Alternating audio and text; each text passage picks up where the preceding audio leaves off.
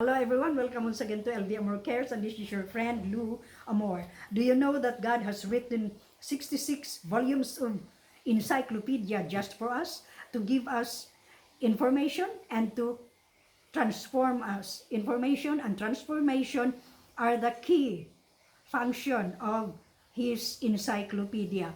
So, today I'm going to share with you the 39 volumes from the Old Testament and the 27 volumes from the New Testament. So, without further ado, let's get started. So, we have Genesis, Exodus, Leviticus, Numbers, Deuteronomy. We have Joshua, Judges, Ruth, 1 Samuel, 2 Samuel, 1 Kings, 2 Kings, 1 Chronicles, 2 Chronicles. We have Ezra, Nehemiah, Esther, Job, Psalms, Proverbs, Ecclesiastes, Song of Solomon, Isaiah, Jeremiah, Lamentations. Then we have Ezekiel, Hosea, Daniel, Joel, Amos, Obadiah. And then we have Jonah, Micah, Nahum, Habakkuk, Zephaniah, Haggai, Zechariah, and Malachi.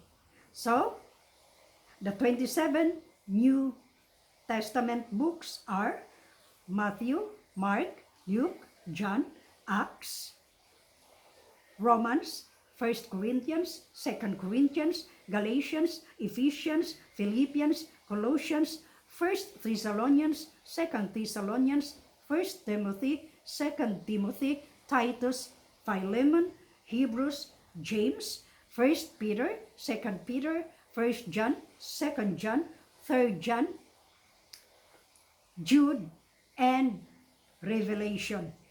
So, those are the 66 volumes of encyclopedia written for us by God, given to us. So, we have to read his encyclopedia from volume 1 to volume 66. This is God's treasures for us, the 66 treasure of God.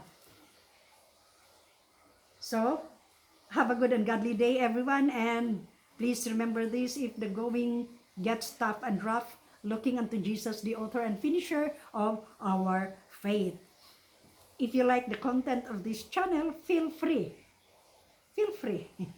to click the word subscribe and like. So, I hope.